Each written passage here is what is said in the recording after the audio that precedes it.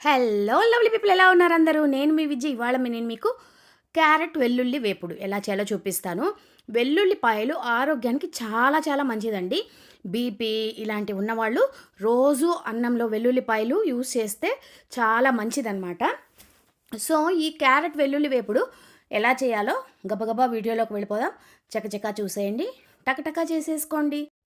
దీనికోసం అయితే ముందుగా మనం క్యారెట్ బాగా కడిగి ఒక 2-3 సార్లు కడిగేసి దీన్ని ఇలా చిన్న చిన్న ముక్కలుగా క్యారెట్ మొత్తం తరిగి పెట్టేసుకోండి. ఎంత క్యారెట్ తీసుకుంటారో అది దాన్ని బట్టి మనం వెల్లుల్లి కారం కూడా వేయాల్సి వస్తుంది. మీరు ఇలాగా నేనైతే ఇవాళ 1/4 కేజీ క్యారెట్ తీసుకున్నానండి. కడాయి వేడి చేసుకుని దాంట్లో 2 స్పూన్ల నూనె వేసుకోండి. దీంట్లో ఆవాలు వేసుకుని ఆవాలు బాగా చిటపట్లాడాక కొంచెం జీలకర్ర, తర్వాత కొంచెం శనగపప్పు, కరివేపాకు, 2 ఎండుమిరపకాయలు, తర్వాత వెల్లుల్లి రెబ్బలు అన్నీ వేసి బాగా వేయించేసుకోండి. వెల్లుల్లి రెబ్బలు దీంట్లో కూడా వేస్తున్నాము, అలాగే మళ్ళీ మనం పొడి కూడా చేసి వేస్తున్నాం అనమాట. వెల్లుల్లి కారం వేస్తున్నాము కాబట్టి మనం ఫస్ట్ దీంట్లో పోపులో అయితే శనగపప్పు కూడా వేసేసుకుని బాగా ఒక 10-15 వెల్లుల్లి రెబ్బలు వేసేసుకుందాం.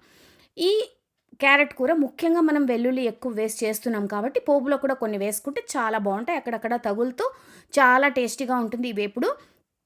సో ఇప్పుడు మనకి వెల్లుల్లి కొంచెం వేగిపోయాక మనం ముందుగా సన్నగా తరిగి పెట్టుకున్నాం కదా క్యారెట్ ముక్కలు, అవి దీంట్లో వేసేద్దాం. క్యారెట్ ముక్కలు వేసిన తర్వాత దీన్ని మనం బాగా క్యారెట్ ఉడకాలి కదండి. అంటే మనం పచ్చిగా అయినా కూడా క్యారెట్ తినచ్చు, కానీ క్యారెట్ కొంచెం మగ్గాలి కాబట్టి మనం వేసిన పోపులో ఉప్పు కూడా వేసేసుకుని వీటిని బాగా కలిపేసి మూత పెట్టి ఒక 5 నిమిషాలు అయితే దీన్ని మగ్గించుకోవాలి. క్యారెట్ తొందరగానే మగ్గిపోతుందండి, ఎక్కువ టైం ఏం పట్టదు. ఉప్పు వేసాం కాబట్టి మరింత తొందరగా మగ్గిపోతుంది.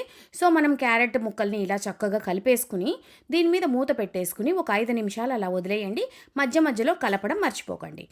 ఈలోగా మనం ఒక మిక్సీ జార్లో 2 వెల్లుల్లి రెబ్బలు, తర్వాత కొంచెం ఎండు కొబ్బరి, ఒక 3-4 ఎండుమిరపకాయలు దీంట్లో వేసుకొని కొబ్బరి వేసుకోండి. కొబ్బరి నేను పచ్చి కొబ్బరి వేసుకున్నాను, మీరు కావాలంటే ఎండు కొబ్బరి కూడా వేసుకోవచ్చు. వేసుకున్న తర్వాత దాన్ని ఇలా మీరు పొడి కొట్టేసుకోవాలి.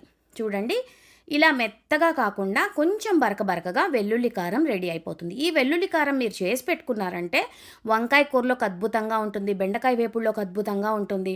ఈ వెల్లుల్లి కారం మీరు ఒకసారి చేసి పెట్టేసుకోండి, కానీ ఎండు కొబ్బరితో చేసుకోండి, పచ్చి కొబ్బరితో అయితే చేసుకోకండి. ఇప్పుడు చూడండి, మనం ఈ క్యారెట్ 5 నిమిషాలు అలా వదిలేసాం కదా, చక్కగా మగ్గిపోయిందనమాట క్యారెట్. ఇప్పుడు మనం వేసుకున్న వెల్లుల్లి కారం దీంట్లో వేసేద్దాం. అంటే కారానికి మనం ఈ కారం దీంట్లో వేసిన మిరపకాయలేనండి, మనం మిరపకాయలు వేసి గ్రైండ్ చేసాం కదా, కారం చక్కగా సరిపోతుంది. చూడండి, ఇలా ఓసారి గుమ్మలాడిపోతుందండి. ఈ వాసన చాలా బాగుంది, ఫ్లేవరు. వెల్లుల్లి రెబ్బలు గ్రైండ్ చేసుకున్నాం కాబట్టి చాలా టేస్టీగా ఉంది. తప్పకుండా ట్రై చేయండి. ఎలా వచ్చిందో నాకైతే కమెంట్స్ పెట్టండి. అంతవరకు ఉంటామి విజీ.